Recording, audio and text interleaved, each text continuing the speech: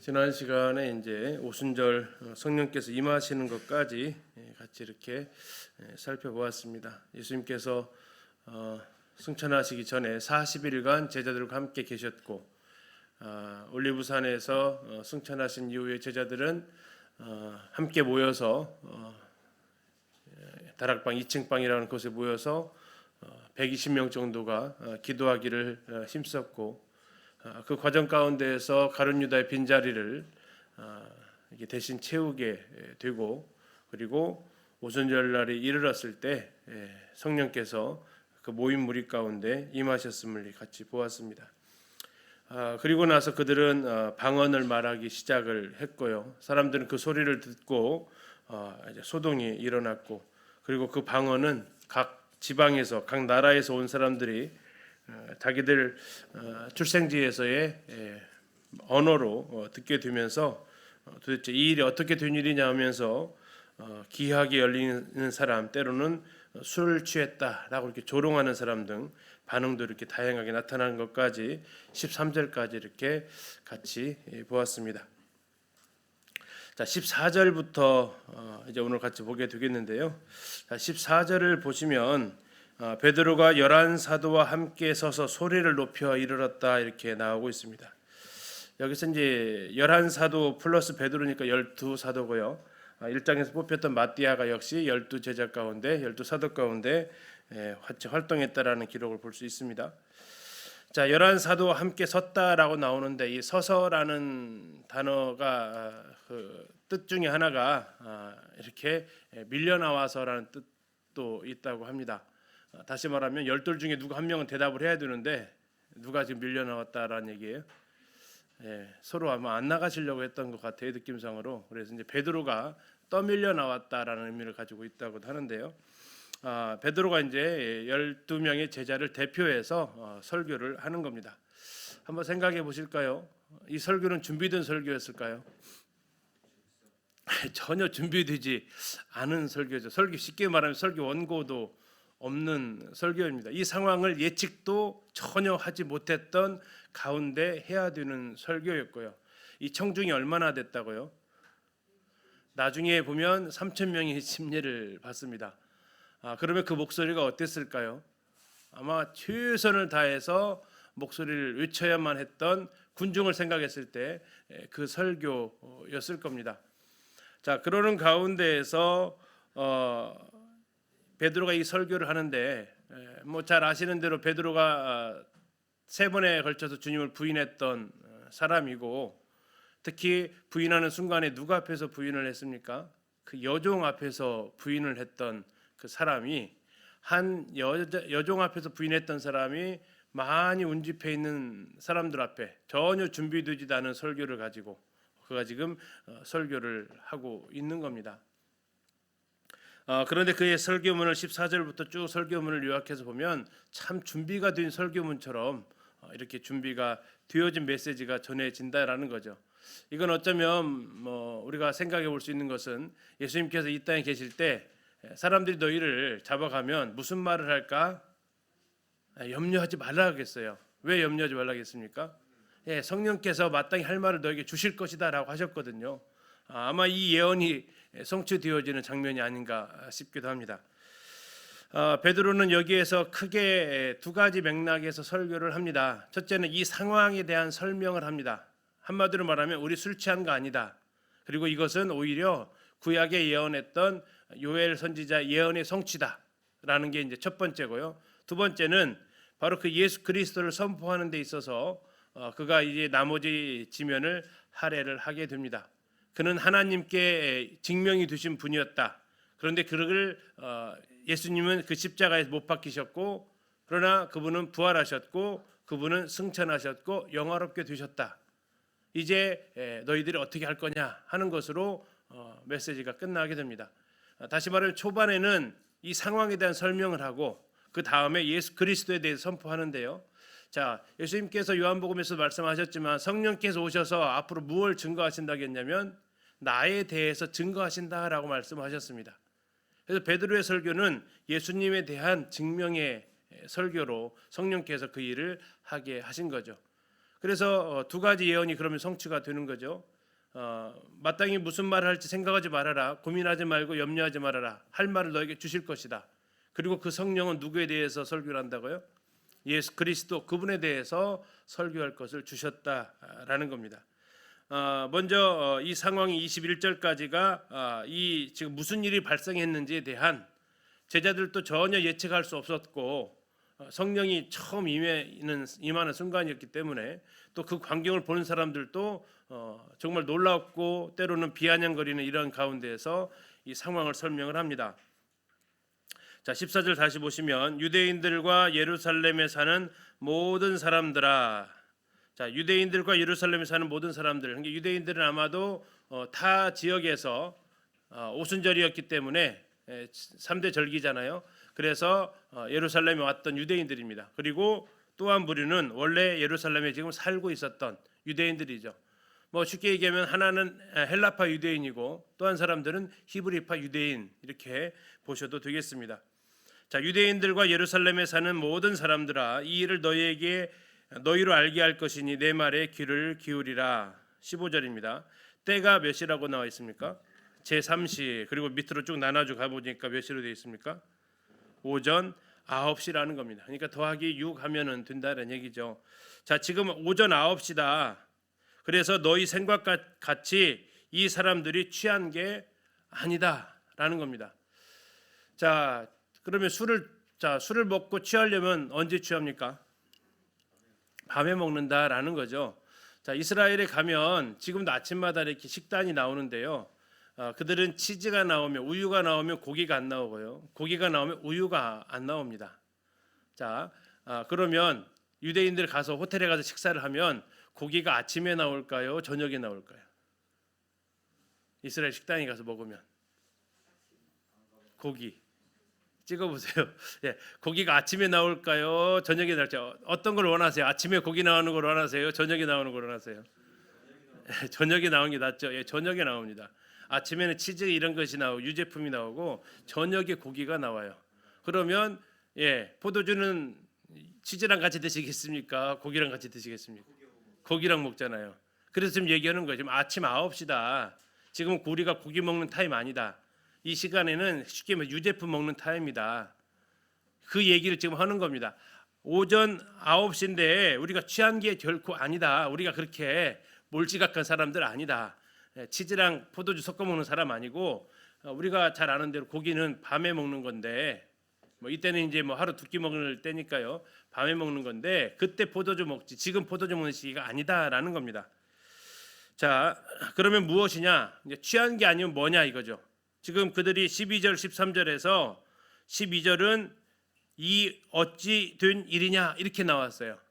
모르겠다라는 거고 13절은 취했다라고 나왔어요. 그래서 일단은 13절에 대한 답변을 먼저 합니다. 뭐라고요? 취한 거 아니다. 지금 우리는 술 먹는 시간이 아니다. 술을 안 먹는 시간이니까 우리가 취할 일은 없다라는 거고요. 그러면 12절에 대한 답변입니다. 어찌 된 일이냐? 여기에 대한 답변을 지금 해주겠다라는 겁니다. 자, 16절 이는 곧 선지자 요엘을 통하여 말씀하신 것이니 자, 요엘의 말씀을 통해서 예언이 성취가 됐다라는 겁니다. 아까 말씀드렸지만 이게 준비된 설교 원고가 아니에요. 그런데 이 구약을 인용한다라는 것 자체가 쉬운 게 아니다라는 거죠. 물론 그들이 모세오경을 달달 외운다고 하지만 이 선지서까지 그러지는 않거든요. 자, 그러는 가운데 어쨌든 성령께서 그에게 이런 메시지를 주신 것 같기도 합니다. 자, 요엘을 통하여 말씀하신 내용이 17절부터 21절까지 나오는데 이 내용은 요엘서 2장 28절부터 32절의 내용입니다. 제가 2장 28절 32절 읽을 테니까 우리 성도님들이 그 17절부터 21절까지 보시면서 어떻게 좀 달라졌는가 한번 느껴보시면 좋겠습니다. 성도님들은 17절부터 21절까지를 보시고 저는 요엘서 2장 28절에서 32절 제가 읽어드릴게요. 자, 그 후에 내가 내 영을 만민에게 부어주리니 너희 자녀들이 장래일을 말할 것이며 너희 늙은이는 꿈을 꾸며 너희 젊은이는 이상을 볼 것이며 그때 내가 또 내 영을 남종과 여종에게 부어줄 것이며 내가 이적을 하늘과 땅에 베풀리니 곧 피와 불과 연기 기둥이라.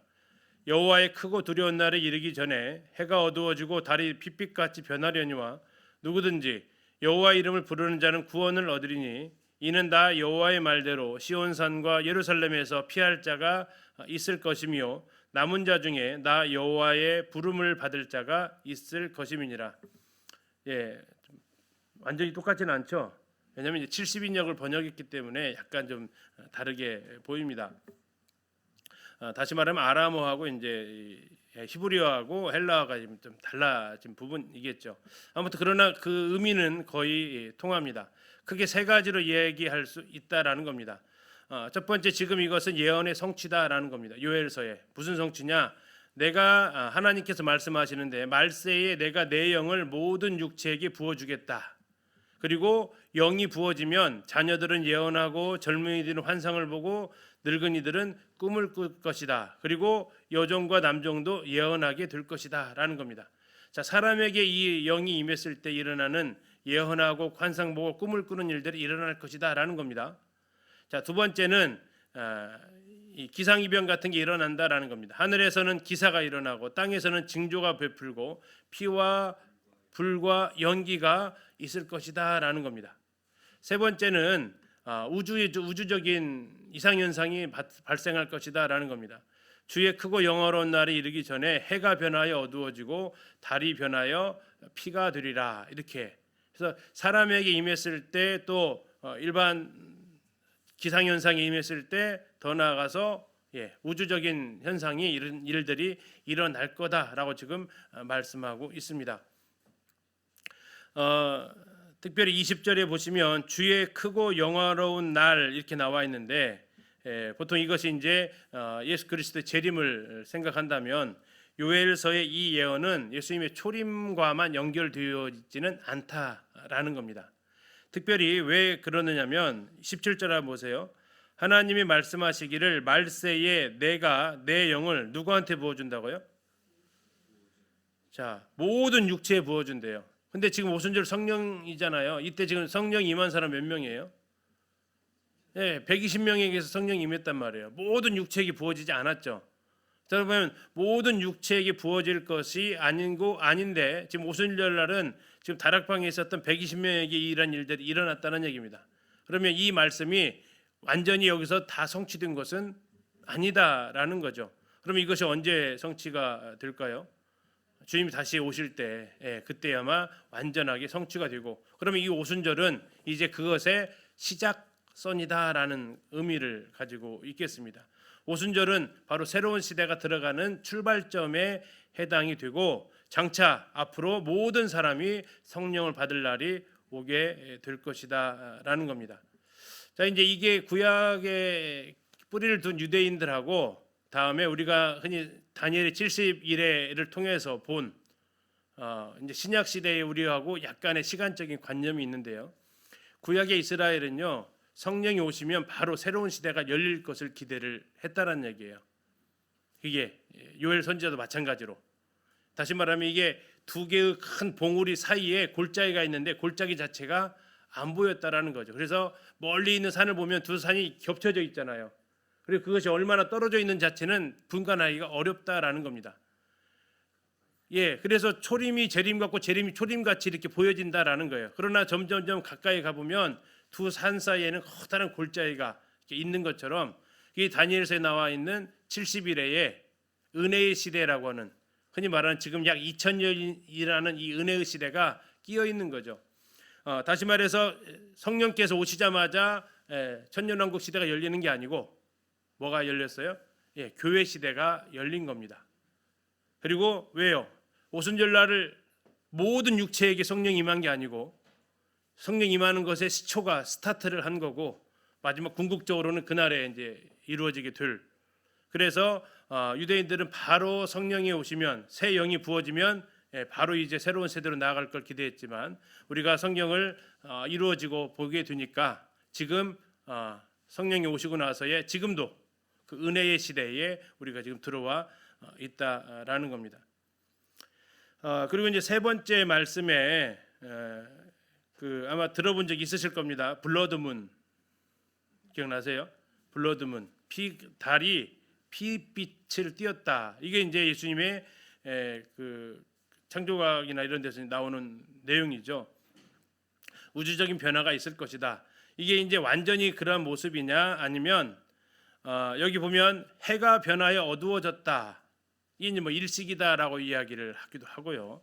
또 달이 변하여 피가 됐다. 이게 블러드문이라고 하겠지만 할 수도 있겠지만 궁극적인 날이 되기 전에 주의 재림이 임하기 전에 정말로 우리가 누구든지 다 볼 수 있는 이러한 일들이 또 앞으로 일어날 수도 있겠습니다. 그래서 이 요엘서에서 말하고 있는 이 말씀의 성취를 통해서 예수님께서 이미 다 이루어진 것처럼 표현되어져 있지만 그렇지 않다라는 거죠. 앞으로 저 내용 중에서도 이루어질 약속들이 있다라는 겁니다. 그런데 이제 21절의 중요한 부분입니다. 누구든지 주의 이름을 부르는 자는 무슨 일이 벌어진다고요? 구원을 받게 될 것이다라는 겁니다. 그러면서 베드로는 이 설교를 여기 21절하고 연결을 시키는 겁니다. 21절 뭐라고 했냐면 누구든지 주의 이름을 부르는 자. 여기가 주가 누구냐라는 거죠. 그리고 이 주를 부르지 않으면 구원을 받을 수 없는데 누구든지 주의 이름을 부르는 자는 구원을 얻게 된다라고 말씀을 하면서 나중에 이제 이 설교를 들었던 유대인들의 반응이 37절 다시 한번 가서 보실까요? 미리 37절에서요. 그들이 이 말을 들었습니다. 마음에 찔렸습니다. 그리고 묻습니다. 형제들아 우리가 어찌할꼬. 다시 말하면 형제들아 우리가 어떻게 해야 구원을 받을꼬 하는 부분입니다. 어떻게 해야 구원을 받는지 지금 얘기를 했습니다. 뭐 어떻게 해야 구원 받는데요? 주의 이름을 불러야 구원 받는다. 근데 부르려면 알아야 부르는 거죠. 그래서 22절부터는 이 주 우리가 불러야 구원을 얻는 그 주가 누군지에 대해서 설명을 해준다라는 겁니다. 그게 어디서부터 22절부터 그 설명을 해 주신다라는 거죠. 크게 5가지를 걸쳐서 설명을 하시는데요. 22절입니다. 이스라엘 사람들아 이 말을 들으라. 너희도 아는 바와 같이 하나님께서 드디어 등장합니다. 그분이 누구라고요?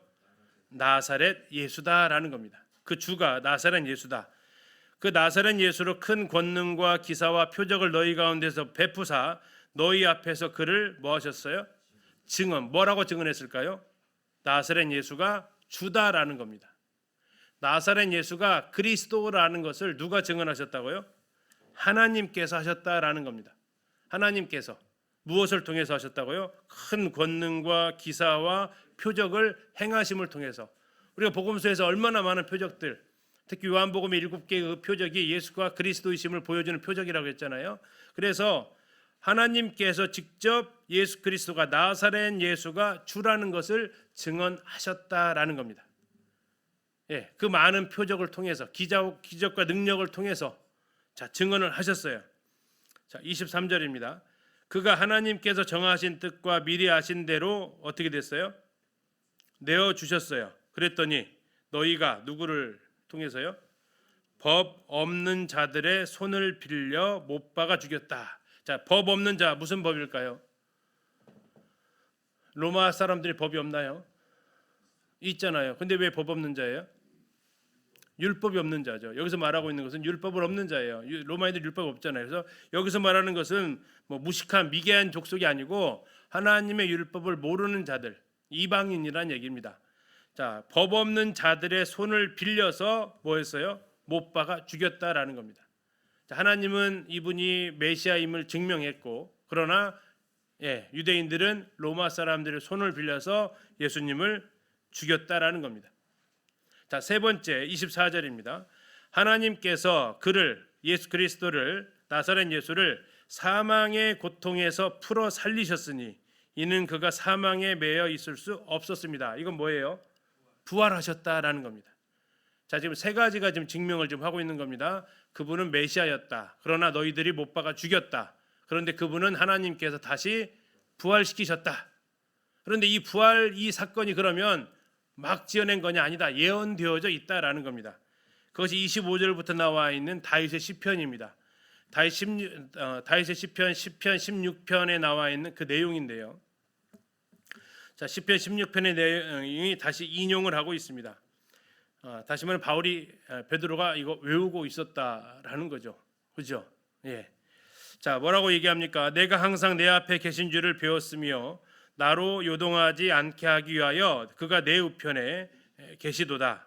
그러므로 내 마음이 기뻐하였고 내 혀도 즐거워하였으며 육체도 희망에 거하리니 이는 내 영혼을 음부에 버리지 아니하시며 주의 거룩한 자로 썩음을 당하지 않게 하실 것이미로다.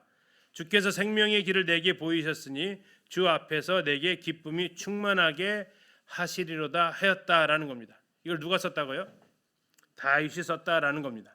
자, 그런데 얼핏 보면 여기에 다윗이 자신을 표현한 것처럼 표현했는데 그 중에 자기가 될 수 없는 표현이 있다라는 겁니다. 자, 그것이 뭡니까? 자, 27절 보시면 주의 거룩한 자로 뭐를 당하지 않는다고요? 썩음을 당하지 않는다라는 겁니다. 주의 거룩한 자로 썩음을 당하지 않는다. 썩음을 당한다라는 거 언제 썩죠, 사람이? 죽으면 썩어요. 그렇죠? 시체가 부패한단 말이에요. 그런데 무슨 일이 벌어졌다고요? 주의 거룩한 자가 썩음을 당하지 않는다라는 겁니다. 과연 그러면 이 얘기는 누구에 대해서 한 얘기냐 이거죠. 안 썩었다, 부패 안 됐다라는 거. 29절에 얘기합니다. 29절 보십시오. 형제들아, 내가 조상 다윗에 대하여 담대히 말할 수 있느니 다윗은 뭐 했다고요? 죽었다. 그리고 장사되었다. 그리고 그 묘가 오늘까지 우리 중에 있다. 그러면 다윗은 썩었다 안 썩었다? 썩었다라는 거예요. 특히 이제 이스라엘 가게 되면 이 마가다락방 바로 밑에 다윗의 가묘를 설치를 해두고 있습니다. 그리고 거기서 정말 얼마 떨어지지 않은 곳에 다윗 왕가의 무덤이 있어요. 아주 가까운 곳에. 그래서 너희들도 다 아는 것처럼 다윗의 묘가 우리 중에 있다라고 지금 이야기를 하면서 다윗이 이 시편을 썼는데 도대체 이 썩음을 당하지 않을 게 누구냐라는 이 질문을 지금 하는 겁니다. 그런데 다윗이 썼는데 다윗은 썩어버렸다. 그럼 과연 이 누구냐라는 거죠. 자, 30절입니다. 그는 선지자라. 다윗은 선지자다. 하나님이 이미 맹세하사 그 자손 중에서 한 사람을 그 위에 앉게 하리라 하시 말았다. 그 자손 누구 자손입니까? 다윗의 자손 중에서 한 사람이 앉게 될 거다라는 겁니다. 31절 미리 보았다. 미리 본 거로 뭘 말하였어요? 그리스도의 부활을 말한 거다. 자기의 육체를 지금 말한 게 아니고 앞으로 자기의 다윗의 자손으로 오게 될 그 사람 중에 그 오시는 분 중에 하나가 바로 그리스도다. 그리고 그분은 썩지 않는다. 다시 말하면 그분은 부활하신다. 31절 두 번째 보시면 그가 음부에 버림이 되지 않고 그의 육신이 썩음을 당하지 아니하리라 하더니 32절 이 예수를 하나님이 살리셨다. 부활하셨다. 그래서 다윗이 예언했던 시편 16편의 예언이 온전하게 성취되었다. 다윗을 통해서 성취된 게 아니고 다윗의 자손을 통해서 예언이 완전하게 성취되었다. 그분이 바로 나사렛 예수이시다라고 지금 증언을 하는 겁니다. 32절 뒤에 보시면 우리는 누굽니까? 여기 지금 열한 사도와 내가 이 일의 증인이다라고 얘기합니다. 뭐의 증인이라고요? 부활의 증인이다라는 겁니다. 그들은 부활하신 예수님을 직접 눈으로 목격했다라는 겁니다. 그가 지금 이제 설명하고 있는 것이 바로 지금 이 상황을 설명을 하고 있습니다. 세 가지를 10개 부활을 굉장히 길게 이야기를 했죠. 지금 공생애 동안에 그분이 하셨던 표적을 통해서 그분이 메시아라는 거, 그리고 로마인들의 손을 빌려서 유대인들이 죽였다라는 것을 한 절 한 절로 얘기했어요. 근데 부활은요. 24절부터 32절까지 굉장히 길게 얘기합니다. 왜 이렇게 부활이 길어요? 이것은 그들에게 있어서 바로 얼마 전에 있었던 아주 생생한 사건이기도 하고 또 더 나아가서 마띠아를 뽑을 때 할 일이 무슨 증인이 되어야 한다고 그랬죠? 1장 22절 가서 다시 한번 보실까요? 1장 22절 항상 우리와 함께 다니던 사람 중에 하나를 세워 우리와 더불어 예수께서 뭐 할 거요? 부활하심을 증언할 사람이라는 얘기입니다. 12제자를 뽑아 그 대체자로 지금 마띠아를 뽑았는데 이 마띠아가 할 일이 뭐냐면 예수 그리스도의 부활을 증언해야 된다는 얘기입니다. 근데 부활을 하기 위해서는 반드시 뭐가 전제가 되어야 돼요? 죽어야 된다는 얘기예요. 죽지 않으면 부활이 있을 수 없는 거고. 자, 그러면서 이 죽음은 뭐 당연한 거고 특히 왜 이 부활이 증거가 되어야 되냐면 두 가지 이유인데요. 하나는 예수님의 십자가의 죽음은 공개 처형입니까? 아니면 은밀한 처형입니까? 공개 처형이었어요. 많은 사람들이 다 봤어요. 예수님의 부활은 공개 부활이었습니까? 아니면 새벽에 일어난 조용한 부활이었습니까? 예, 목격자가 많지 않았어요. 예수님의 부활을 본 사람이 제자들 위에는 거의 없었다고요. 죽으심은 굳이 얘기 안 해도요. 어떤 상황이에요? 이미 다 알고 있는 거예요. 예루살렘에 사는 사람이라면 다 알고 있는 공공연한 사실이에요. 그런데 이 부활은 그렇게까지 지금 알려지지 않은 상황이었다라는 얘기죠. 그렇기 때문에 이 부활에 대한 지면을 더 늘릴 수밖에 없는 거죠. 부활은 모든 사람들이 다 보는 앞에서 부활하신 것은 아니니까. 자, 그렇기 때문에 이 부활에 대한 지면이 지금 많이 할애가 되었습니다. 33절입니다. 하나님이 오른손으로 예수를 높이셨습니다. 그가 약속하신 성령을 아버지께 받아서 너희가 보고 듣는 이것을 부어 주셨다라는 겁니다. 자, 언제 성령이 오신다고 했습니까? 내가 아버지께 가야. 예수님이 아버지께 가서 아버지께 요청을 해서 아버지가 보내주신다라는 게 이게 순서였어요. 그래서 예수님께서는 50일 채우고 싶을 수도 있었어요. 근데 40일 채우시고 열흘 남겨놓고 뭐 하셨어요? 하늘로 올라가셔서 이제 남은 시간 아버지께 성령에게 대해서 이야기하시고 오시는 시간을 벌어드린 거죠. 자, 그래서 왜냐하면 이게 예수님께서 하셨던 말씀이잖아요. 내가 가서 아버지께 아뢰겠고 그 아버지께서 보혜사 너에게 보내주실 것이다. 지금 그 내용이 지금 33절에 나와 있는 겁니다. 하나님이 오른손으로 예수를 높이심에 다시 말하면 부활하시고 다음에 승천하셨습니다. 그랬더니 뭐가 했어요? 그가 약속하신 성령을 아버지께 받아서 너희가 보고 듣는 이것을 부어주셨다. 성령을 지금 부어주셨다라는 겁니다. 자, 네 번째, 지금 뭐 얘기했냐면 공생의 죽으심 부활 얘기했습니다. 자, 네 번째 나옵니다. 34절입니다. 다윗은 하늘에 올라가지 못하였으나 친히 말하여 이르되 주께서 내 주에게 말씀하시기를 내가 네 원수로 내 발등상이 되게 하기까지 너는 내 우편에 앉아 있으라 하셨도다 하였으니. 자, 이것은 뭘 말하고 있을까요? 다윗은 하늘에 올라가지 못했대요. 그러나 예수님은 뭐 했다는 얘기? 그럼요, 올라가셨다라는 겁니다. 그리고 지금 기다리신다라는 얘기예요. 무엇을 기다리세요? 원수가 발등상이 되게 할 때까지. 다시 말하면 그 원수가 예수님의 발 아래 엎드려 복종할 때까지 뭐 하신다고요? 하나님 우편에 앉아 계신다라는 겁니다. 이게 바로 예수님의 지금 승천을 이야기하고 있는 거죠. 자, 그러면 공생의 메시아로 증명되셨고 이방인들에게서 죽으셨고 다윗의 예언대로 부활하셨고 이제 하늘에 올라가셨고 36절입니다. 그런즉 이스라엘 온 집은 확실히 알지니 너희가 십자가에 못 박은 이 예수를 같이 한번 읽어보실까요? 그 다음 시작. 자, 이제 그분의 영광스러운 얘기하고 있습니다. 뭐가 되셨다고요? 주와 그리스도가 되셨다. 자, 아까 이분은 처음에 누구였다고 했어요? 22절에서 나사렛 예수. 그래서 이 나사렛 예수하고 주와 그리스도를 딱 연결하면 풀네임이 나옵니다. 뭐예요? 주 예수 그리스도. 나사렛 예수였는데 그분이 주가 되셨고 그리스도가 되셨다라는 겁니다.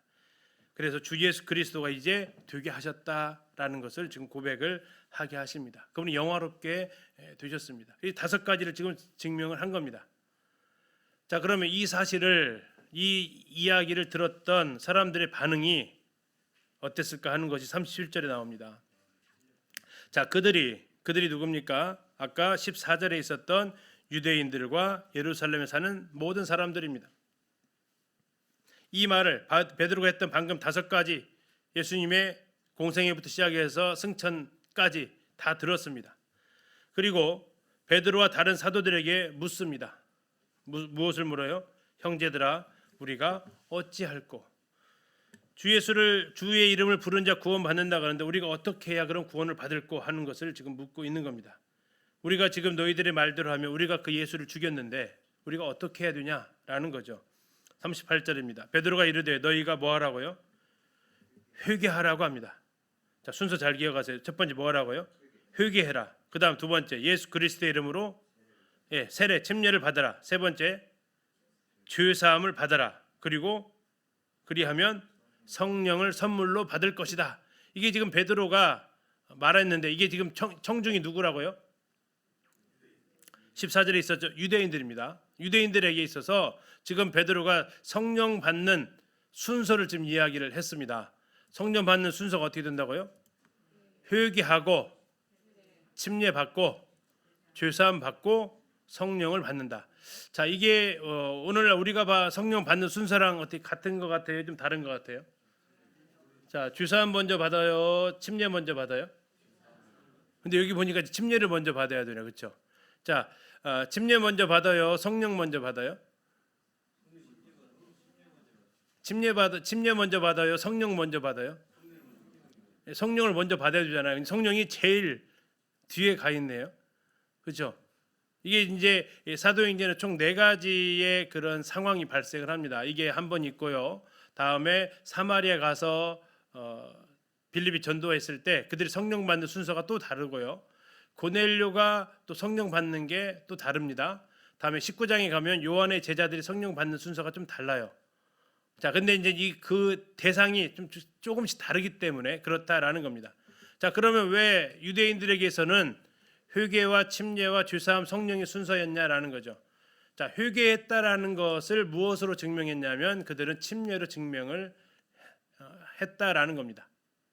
여기서 이제 침례는 어쩌면 신자의 침례라기보다는 그들이 회개했다라는 것을 보여주는, 그래서 침례 요한이 베풀었던 그 침례들이 있죠. 그런 형태의 내가 지금 나사렛 예수를 십자가에 못 박았음 그 후손이 그 사람들입니다라는 그런 것처럼 보여집니다. 그리고 나서 그걸 통해서 죄사함 받고 죄사함 받은 그들에게 성령께서 임하시는 이 순서. 먼저 그들에게 선행되어야 될 것은 내가 예수 그리스도를 십자가에 못 박은 그 유대인이다라는 그 회개, 이것이 그들에게는 중요한 부분이 되어져서 이 침례가 지금 다른 어떤 것보다도 우리가 보편적으로 침례는 제일 마지막으로 가야 되는데 유대인들에게 이게 앞으로 가서 있었다라는 겁니다. 그건 아마도 침례 요한이 유대인들을 향해 줬던 그것과 다 있는 것 같습니다. 자, 39절입니다. 이 약속은 너희와 너희 자녀와 모든 먼데 사람 곧 주 우리 하나님이 얼마든지 부르시는 자들에게 하신 것이라. 또 여러 말로 확증하며 권하여 이르되 너희가 이 패역한 세대에서 구원을 받으라 하니, 그 말을 받은 사람들은 뭘 받았어요? 세례를 받았다라는 겁니다. 자, 그럼 침례를 받았다라는 거예요. 여기에 해당된다라는 거죠. 회개하고 침례를 받았다. 자, 그리고 나서 그랬더니 무슨 일이 벌어져요? 제자의 수가 3,000명이나 더해졌다라고 지금 기록을 하고 있습니다. 자, 3,000명이 더해졌네요. 침례 받고. 자, 그러면 적어도 이 설교를 들었던 사람이 3,000명일까요? 3,000명보다 많을까요? 많겠죠. 두 번째, 과연 이 3,000명이 어디 가서 세례를 다 받을 수 있을까요? 그래서 이제 지난 말씀드린 대로 가장 유력한 후보지가 실로암 목가다라고 지금 우리가 거리상으로도 이렇게 말씀을 드렸던 겁니다. 또 하나 우리가 기억할 것은 구약에서 출애굽기 32장에서 모세가 하나님께로부터 가서 40일 금식한 후에 율법을 받아옵니다. 십계명 받아오죠. 그때 밑에서 무슨 일이 벌어지고 있었어요? 금송아지 숭배하고 막 축제 막 난리를 벌이고 있었죠. 그때 모세가 하나님 편에 섰는 사람 나와라 했을 때 레위 지파가 나왔고요. 그 레위 지파에게 지금 저 우상 숭배자들을 죽이라고 했을 때 얼마가 죽습니까? 3,000명이 죽었어요. 율법이 백성들에게 딱 내려오는 그 순간 얼마가 죽고요? 3,000명이 죽고, 성령이 이스라엘 백성들에게 딱 내려오는 그 순간 얼마가 구원받아요? 3,000명이 구원받는다라는 거죠. 율법의 역할은 심판입니다. 성령은요 살리는 거고요. 그래서 이 사건이 이렇게 겹치는 거죠. 그래서 유대인들은 이것을 의식하지는 않지만 유대인들이 놀랍게도요. 유대인들은 시내산에서 십계명을 받은 날이 무슨 날이라고 할까요? 힌트 드렸잖아요. 무슨 날이라고 할까요? 오순절이라고 그래요. 그들은 오순절날 받았다라고 이야기를 해요. 셋째 달 1일에 시내산에 도착을 했고 그래서 받았다라고 하는데 시간상으로는 잘 안 맞는데요. 왜냐하면 40일 금식하고 받았잖아요. 그러면 이제 넷째 달이 넘어가는데 그러면 시간적으로는 오순절 안에는 아닌데 유대인들은 하여튼 그렇게 여전히 믿고 있어요. 오순절 날 하나님의 말씀이 우리에게 내렸다라는 거죠. 자, 어쨌든 유대인들은 오순절 날 어쨌든 율법이 임했는데 3천 명 죽었고, 자 진짜 오순절에 성령께서 임하셨을 때 3천 명이 더해지는 사건이 벌어집니다. 자, 42절에 그들이 모여서 했던 네 가지의 일이 나와 있습니다. 그들이 사도의 가르침을 받았습니다. 가르침 받았고요. 두 번째는요, 서로 교제했습니다. 세 번째는요, 떡을 뗐습니다. 여기서 떡을 뗐다는 얘기는 만찬을 했다라는 겁니다. 네 번째는요, 오로지 기도하기를 힘써서 기도했다라는 겁니다. 자, 가르침은 누구의 가르침을 받냐면 사도들의 가르침을 받았습니다. 12 사도들의 가르침을 받았고요. 또 그들은 서로 교제하고 만찬 예배하고 힘써 기도했던 것이 그들에게 있어서 초기에 네 가지의 모습을 볼 수 있습니다. 초대교회 모습을 이렇게 우리가 좀 살펴보면 43절부터 나와 있는데요. 10가지 정도를 이렇게 볼 수 있습니다. 첫 번째는 믿는 사람마다 두려워하는데 사도로 말미암아 기사와 표적이 많이 나타났습니다. 기사와 표적이 많이 나타났다는 것은 지금 하고 있는 일들이 하나님께서 허락하신 일이고 하나님께로부터 온 것을 지금 보여주는 거예요. 자, 앞에서 예수님께서 메시아인 것을 뭘로 증언하셨다겠냐면 22절 보실까요? 가운데 부분에 나사렛 예수로 큰 권능과 기사와 표적을 너희 가운데서 베풀어서 증언하셨다겠잖아요. 다시 이제 43절에서 뭐라고 있냐면 기사와 표적을 많이 나타나게 하셨습니다. 결국 지금 이 사도들이 주님께서 보내신 사람들이라는 것을 하나님께서 증언하시는 모습이죠. 그리고 실제로 마가복음에서 이런 예수님께서 하셨던 약속이기도 합니다. 자, 그러면서 이제 44절부터 보시면 믿는 사람들이 다 함께 있었다라는 겁니다. 자, 구성원이 누구였어요? 믿는 사람이니까 성도들이었다라는 거죠. 자, 교회의 구성원은 일단 성도이어야 하는 거죠. 두 번째는 뭐라고 얘기하고 있습니까? 모든 물건을 서로 통용했다라는 겁니다. 공유했다라는 거죠. 공유, 함께했다라는 겁니다. 45절 또 재산과 소유를 팔아서 각 사람의 필요를 따라서 나눠줬다. 재산과 소유를 팔았다라는 겁니다. 흔히 말해서 헌신입니다. 네 번째, 각 사람의 필요를 따라서 나눠주었습니다. 나눔, 구제가 있었다라는 거죠. 다음에 46절 날마다 마음을 같이해서 뭐 했습니까? 성전에서 모였다라고 얘기합니다. 자, 모이기 전에 먼저 모였던 것은 마음이었다라는 거죠. 몸이 모이기 전에 먼저 중요한 것이 마음을 같이 했다라는 거죠. 한 마음이 되었다라는 겁니다. 여섯 번째로 마음만 같이 하는 게 아니라 몸도 같이 했습니다. 어디에서요? 성전에서 모이기를 힘썼다라고 나와 있습니다. 성전에서 모이기를 힘썼다. 그들이 이 많은 인원이 모일 수 있는 공간이 어디밖에 없어요? 성전밖에 없는 거예요. 3천 명이 어디서 모였겠어요? 집으로 들어가기를 했겠습니까? 성전이 그들이 모일 수 있는 장소였다라는 거죠. 나중에 3장에 가면 성전 중에서도 어디에 모였을까? 이게 나오는데 솔로몬 행각에서 주로 모였다라는 겁니다. 성전 안에 들어가서 뭐 제사 지내고 그런 것이 아니고요. 다음에 46절 가운데 부분 보시면 집에서 떡을 뗐다라고 나옵니다. 자, 집에서 떡을 뗀 것은 뭐 한 거라고요? 만찬 예배했다. 이게 왜 만찬이야? 그 다음에 나와 있는 단어 때문에 그렇습니다. 기쁨과 순전한 마음으로 음식을 먹고, 자, 떡을 뗀 거하고 음식을 먹은 거하고 분리해 놓고 있어요. 그래서 앞에 나와 있는 떡을 뗐다라는 것이 만찬이다라는 겁니다. 그러면 근데 왜 집에서 떡을 뗐을까요? 3천 명이 성전에서 떡을 뗄 수 있는 곳이 없어요. 그 떡을 준비도 어떨 것 같으세요? 3천 명 만찬떡 준비하려면 지금처럼 우리처럼 이렇게 찌끔찌끔 떼서 먹는 게 아니에요. 그들은 식사처럼 먹었단 말이에요. 그러면 이게 불가능하죠. 그래서 그들은 집에서 만찬 예배를 하고 또 뭐였어요? 음식도 같이 먹고. 뭐 성전에서 어떻게 음식을 먹을 수 있겠습니까? 못하죠. 그러니까 집으로 다 나눠져서 먹었다라는 겁니다. 모일 때는요, 모일 때는 성전에서 모이고 만찬은 집에 가서 하고, 그래서 흔히 말하는 소그룹의 모임하고 대그룹의 모임이 동시에 그들 가운데서 일어났다라는 얘기죠. 47절에 하나님을 찬미했습니다. 모여서 뭐 했냐? 하나님을 찬미했고요. 또 온 백성에게 뭘 받았어요? 칭송, 칭찬을 받았다라는 겁니다. 이게 10가지의 모습이에요.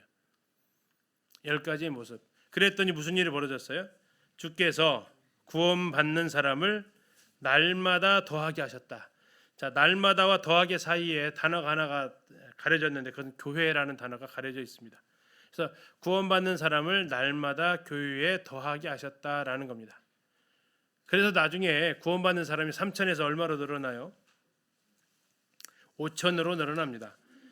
물론 이 5천이라는 이 단어 자체가 일시적으로 구원받은 사람 5천이냐 아니면 3천 명에서 5천 명으로 더 증가된 거냐라는 것에는 약간의 의견들이 있습니다.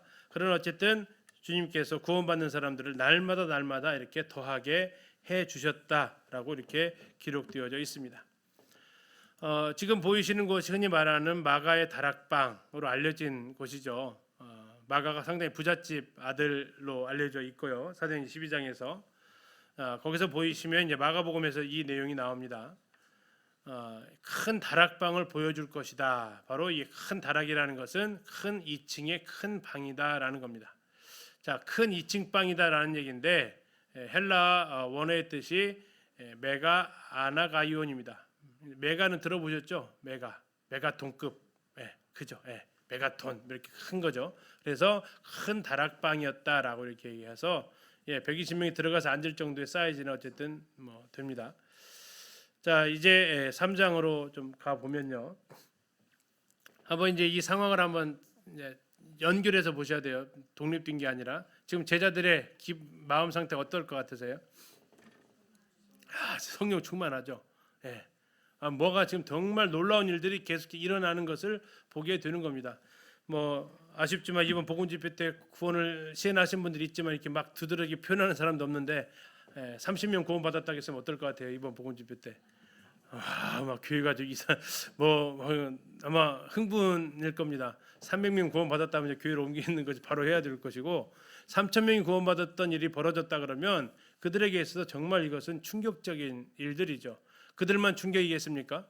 그걸 지켜보는 사두개인들, 제사장들 이들의 반응은 사뭇 걱정스러운 반응이 보이기 시작하는 겁니다. 자, 그 상황을 기억하시면서 지금 3장으로 들어가셔야 도대체 안진뱅이가 일어났는데 왜 이렇게 제사장들과 사두개인들이 난리를 피우는지를 이해할 수 있게 되는 거죠. 자, 3장 1절 가보시겠습니다. 자, 몇 시로 나옵니까? 제9시. 그럼 여기다 몇 시 더해야 된다고요? 6 더하면 됩니다. 그럼 몇 시예요? 오후 3시입니다. 그 시간이 무슨 시간이라고 나와 있냐면 기도 시간이라고 나와 있습니다. 다시 말해 그들에게는 기도하는 시간이 정해져 있었다라는 거죠.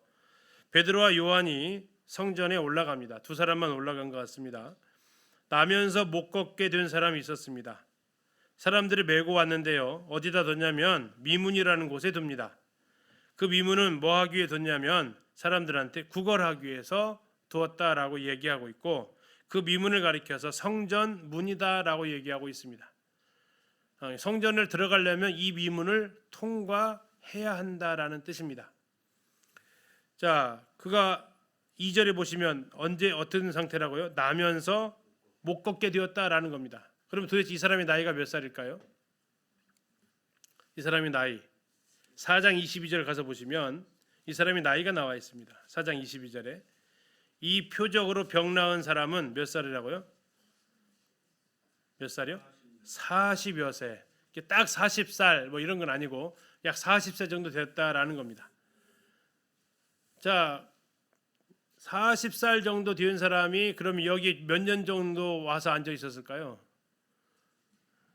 30년 이상. 그럼 한 번 더 생각해 볼까요? 이 사람은 예수님을 봤을까요? 안 봤을까요? 예수님 성전에 드나다니셨잖아요. 봤겠죠. 예수님도 이 사람 봤을 거고 이 사람도 예수님 봤을 겁니다. 알았겠죠. 왜 계속 여기서 구걸을 했으니까. 근데 그때 어쨌든 예수님을 이렇게 개인적으로 만나는 일은 벌어지지 않았던 사람입니다. 자, 그다음 우리가 생각해 볼 것은 뭡니까? 자, 그가 3절입니다. 그가 베드로와 요한이 성전에 들어가려 함을 보고 구걸했습니다. 누가요?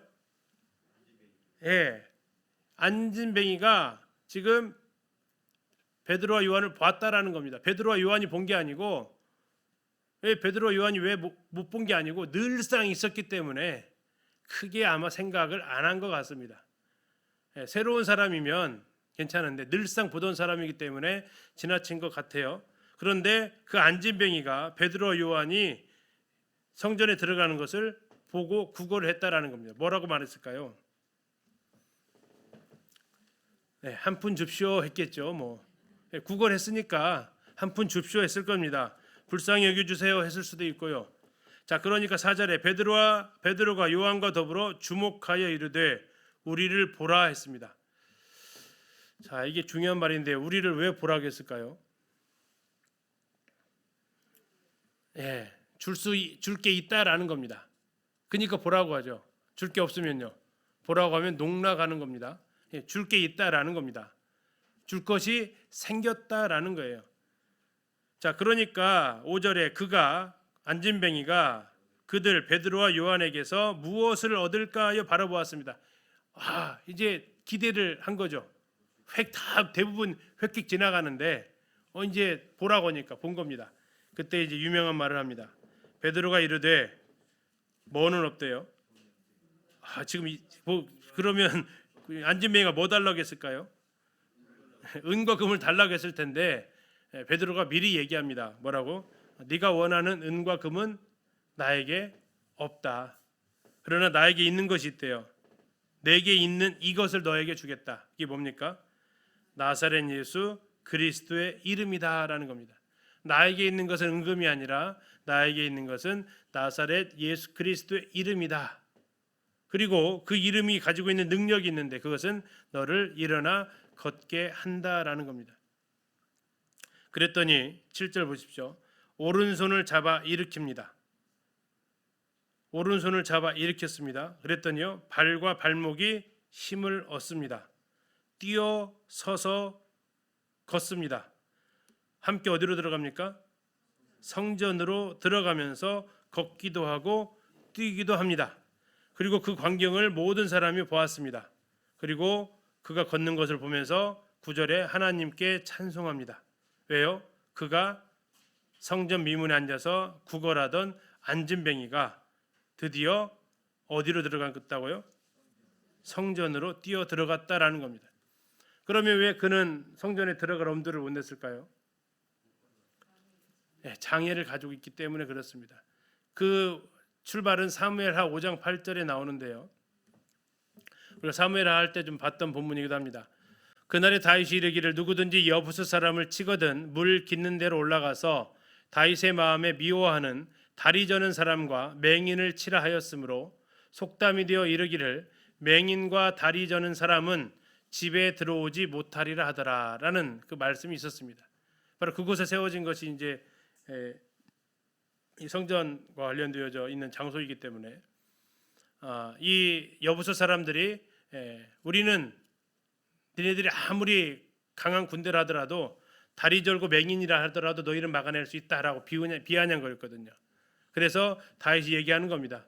뭐 다리 저는 사람, 맹인도 우리를 막아낼 수 있다고? 그러면 가서 저 맹인하고 다리 저는 사람 다 쳐라 라고 해서 지금 그들을 정벌을 하면서 다리 저는 사람은 맹인은 못 들어온다 라는 것이 이제 속담이 되어져서 들어오면서 아마 그가 성전 안에 들어가지 못하는 이런 영향까지 받게 된 것 같습니다. 자, 우리가 여기서 기억하고자 하는 것 중에 하나가 6절의 표현이죠. 나에게 있는 것과 나에게 없는 것이 무엇인지를 우리는 알아야 한다라는 거죠. 왜요? 우리는 없는 것은 줄 수 없기 때문에. 한 사제가 이렇게 교황의 방에 이렇게 들어갔다고 합니다. 그랬더니 그때 교황이 그 주에 들어온 헌금을 계산을 하고 있었대요. 그러면서 그 사제한테 이야기를 한 거죠. 뭐라고 얘기했을까요? 우리는 이제 더 이상 저 베드로와 요한처럼 은과 금이 없다라는 말은 안 해도 되겠소라고 했다라는 겁니다. 그랬더니 그 사제가 뭐라고 했을까요? 그렇죠. 그리고 우리는 나사렛 예수 이름으로 걸으라라는 말도 할 수 없겠죠. 돈은 있는데 지금 뭐가 없는 거예요 이제. 예수 그리스도 이름 걸으라라고 말할 수 있는 능력도 사라져 버린 거다라는 겁니다.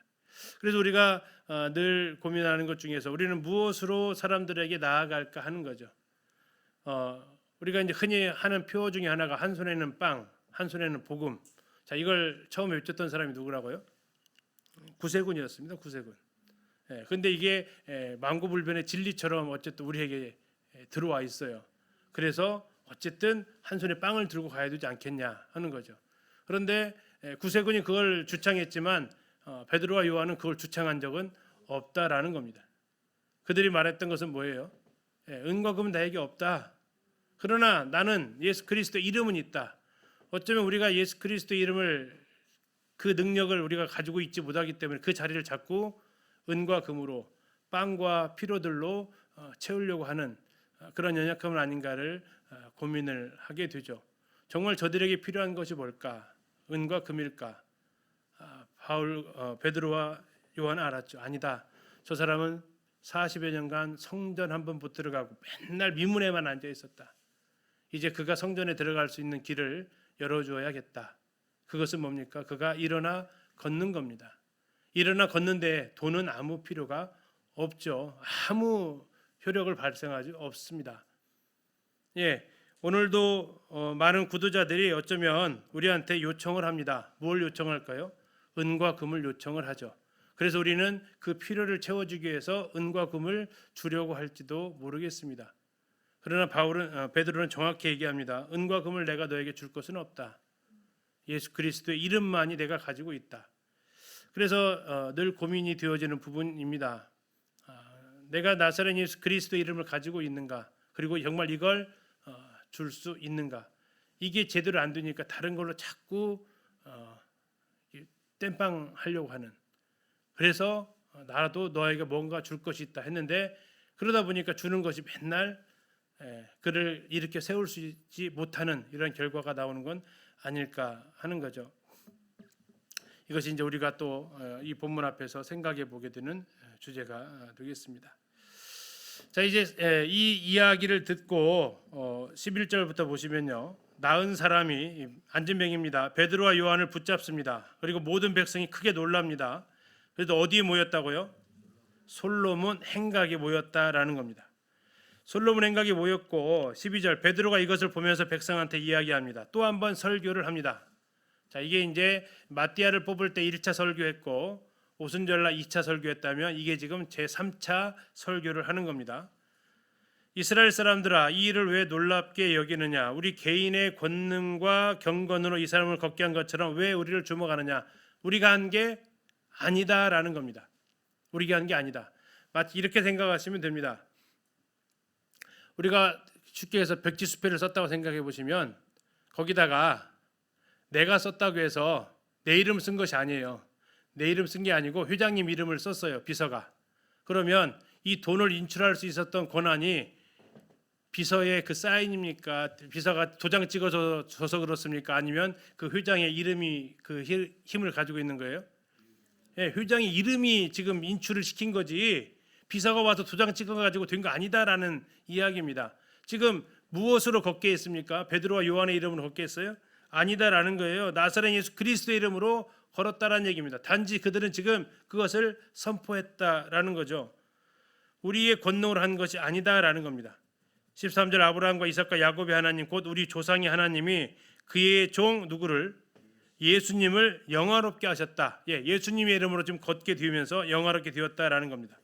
그러면서 복음을 전하네요. 너희가 그를 넘겨주고 예수를 넘겨주고 빌라도가 놓아주기를 결의한 것을 자 빌라도가 물었죠. 누구와 누구 중에 택해라? 바라바와 예수 중에 택해라 했을 때 뭐를 선택했어요? 바라바를 선택했어요. 빌라도가 놓아주려고 결의했는데 너희가 그 앞에서 거부했다. 14절 너희가 거룩하고 의로운 일을 거부하고 살인한 사람 바라바를 놓아주기를 구했다. 15절입니다. 그래서 무슨 일을 했다? 생명의 주를 죽였다. 그런데 하나님이 죽은 자 가운데서 그를 살리셨다. 우리가 이 일은 무슨 일이에요? 부활. 우리가 부활의 증인이다. 자, 또 얘기합니다. 죽인 것은요. 예루살렘에 다 알려진 사실입니다. 부활은 안 그렇기 때문에 이 부활은 분명히 목격자가 필요한 겁니다. 십자가 사건 죽음의 목격자는요 필요 없어요. 왜? 다 공개적인 장소에서 봤으니까. 부활은 아니다라는 얘기입니다. 자, 그러면서 뭐라고 얘기합니까? 16절. 그 이름을 믿음으로 그 이름이 너희가 보고 아는 이 사람을 성하게 하였나니. 중요한 말씀입니다. 그 다음에 예수로 말미암아 난 믿음이, 예수님으로 말미암아 난 믿음이 너희 모든 사람 앞에서 이같이 완전히 낫게 했다. 자, 예수님의 이름을 믿는 믿음이 그를 낫게 했다라는 겁니다. 형제들아 너희가 알지 못하여서 그리하였으며 너희 관리들도 그러한 줄 아노라. 뭘 알지 못해서 했다고요? 예수님 죽인 거, 예수님 메시아라는 거 모르고 죽인 거 알겠다라는 겁니다. 18절. 그러나 하나님이 모든 선지자의 입을 통해서 자기의 그리스도께서 고난받으실 일을 미리 알게 하신 것을 이와 같이 이루셨다. 자, 너희들이 몰랐다고 하지만 이것은 모르게 되어진 건 아니고 이미 예언이 쭉 되어져 왔다라는 겁니다. 자, 그러면 딱지를 뗐습니다. 몰랐다고 하면 봐줍니까? 아니죠. 이미 공표가 되었으면 내야 되죠. 꼼짝없이 내야 되는 겁니다. 몰랐다고 떼쓴다고 절대 면제해 주지 않는다라는 얘기예요. 어떻게 합니까? 19절. 그러므로 자, 몰라서 했지만 이미 그것은 예언이 되어져 있었다. 그러므로 너희가 회개하고 돌이켜서 너희 죄 없이함을 받으라. 이같이 하면 새롭게 되는 날이 주 앞으로 이를 것이다. 뭘 받으라고요? 죄 없이함을 받으라. 여기서 죄는 무슨 죄일까요? 예수를 메시아로 알아보지 못한 그 죄 없이함을 받아야 된다라는 겁니다. 그렇게 해야만이 새롭게 되는 날이 너희에게 임할 것을 선언하고 있습니다. 20절. 또 주께서 너희를 위하여 예정하신 그리스도 곧 예수를 보내시리니 하나님이 영원 전부터 거룩한 선지자들의 입을 통하여 말씀하신 바 만물을 회복하실 때까지는 하늘이 마땅히 그를 받아들이라. 자, 만물을 회복하실 때가 언제일까요? 예, 재림하고 천년왕국 때입니다. 그때까지는 하늘이 마땅히 그를 받아두신대요. 그때까지 예수님께서 어디에 앉아 계시는 거예요? 하나님 보좌 우편에 앉아 계시는 거죠. 22절. 모세가 말하되 주 하나님이 너희를 위하여 너희 형제 가운데서 나 같은 선지자 하나. 자, 나 같은 선지자의 나 같은의 의미가 뭘까요? 나갔다고 한 거. 나갔다. 모세랑 똑같이 생겼다라는 거 아니겠죠? 생김새를 말하는 것도 아니고요. 능력을 말하는 것도 아닙니다. 또 그럼 뭐가 같다는 거예요? 나와 같다는 얘기는 하나님이 세우셨다라는 의미를 가지고 있습니다. 하나님이 나를 택해서 이스라엘을 구원하셨던 것 같이 하나님께서 그 아들 나와 같이 택함을 받은 한 아들을 태워서 너희를 구원하셨다라는 의미를 가지고 있습니다. 나 같은 선지자 하나를 세울 것이니 너희가 무엇이든지 그의 모든 말을 들을 것이라. 누구든지 그 선지자의 말을 듣지 아니하는 자는 그 선지자가 누굽니까? 예수님입니다. 예, 듣지 않는 자는 무슨 일이 벌어져요? 백성 중에서 멸망받으리라 했고 24절. 또한 사무엘 때부터 이어 말한 모든 선지자도 이때를 다 가리켜서 말했는데 너희는 선지자들의 자손이요 하나님이 너희 조상과 더불어 세우신 언약의 자손이라. 아브라함에게 이르시기를 땅의 모든 족속이 너의 씨로 말미암아. 너의 씨가 누구예요? 예수 그리스도.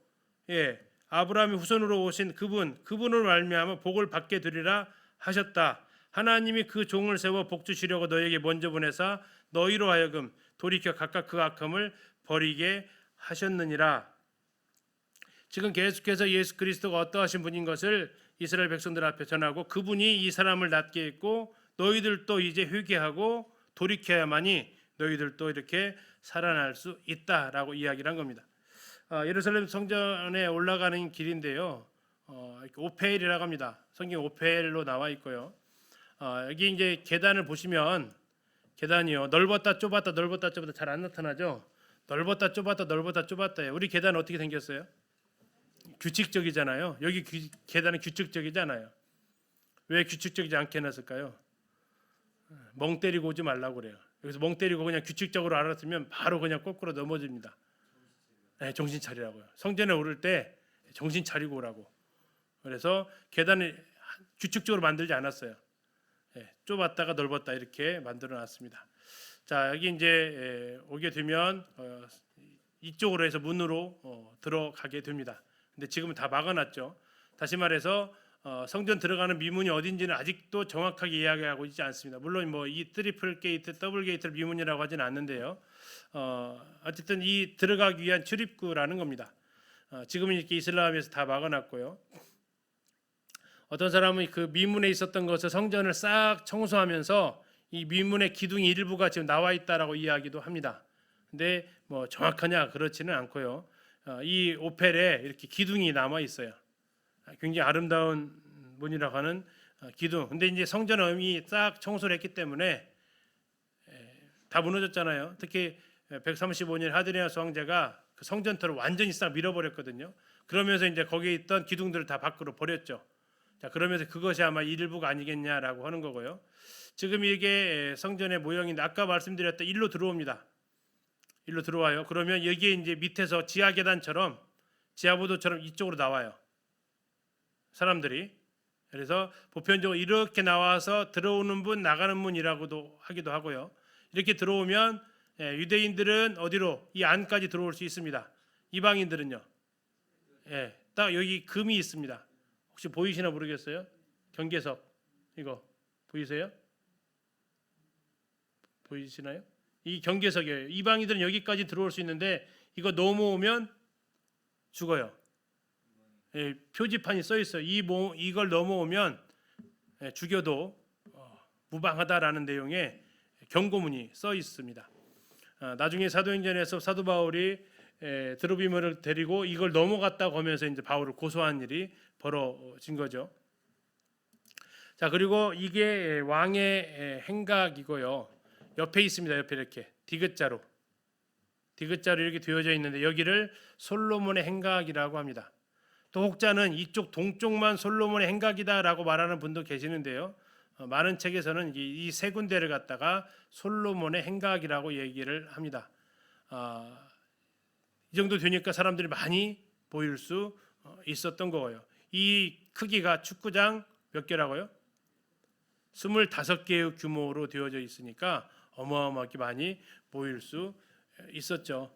그래서 이제 밖에서 보게 되면 이렇게 아까 말씀드린 그 계단을 통해서 올라가면 문이 있습니다.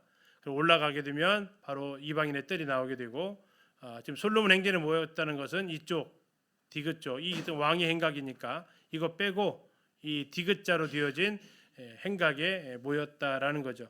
그래서 방금 보셨던 3장 11절에 나와 있는 솔로몬의 행각이 바로 거기다라는 겁니다. 이게 지금 왕의 행각의 모습이고요. 이게 솔로몬 행각인데요. 뭐 다른 거 없습니다. 전부 다 기둥으로만 이렇게 다 받쳐놓고 있어요. 아까 훌다문으로 들어오게 되면 일로 나오는 겁니다. 이쪽으로 지하보도처럼 나오게끔 되어져 있고 이렇게 솔로몬 행각이 모였다고 하고요. 이게 지금 이제 그 복원도를 그림으로 그려놓은 건데 이게 엎드려서 보시면 지금 아까 보셨던 것이 바로 이쪽으로 좀 들어가는 겁니다.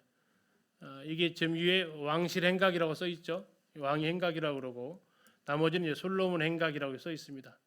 솔로몬 행각이 이렇게 여기도 솔로몬 행각이라고 써 있죠. 그래서 디귿자로 되어진 것을 솔로몬 행각이라고 얘기해서 지금 사도들이 어디서 얘기하고 있었다라는 걸 알 수 있겠죠. 미문이 그럼 어디에 있겠느냐 했을 때 동쪽 앞에 있었을 겁니다. 그래서 이게 지금 지성소인데 이 앞에 어딘가 아마 있었을 것으로 보여지고요. 이 안에까지는 어쨌든 못 들어오니까 대신 유대인이니까 여기는 넘어올 수 있었을 겁니다. 그러면 아마 이 성전 테두리 쪽에 있는 이 문, 여인의 뜰로 들어오는 이 문이 아닐까 싶은 거죠. 그래서 여기서 이제 늘 구걸했고 그가 다리가 풀리면서 드디어 성전 안으로 여인의 뜰로 들어갈 수 있었던, 더 나아가서 아마 이스라엘 뜰이라고 하는 그 안쪽까지도 들어갈 수 있었겠죠. 이게 지금 3장의 공간적인 배경이 되겠습니다. 쉬었다가 20분에 4장 이어서 하도록 하겠습니다.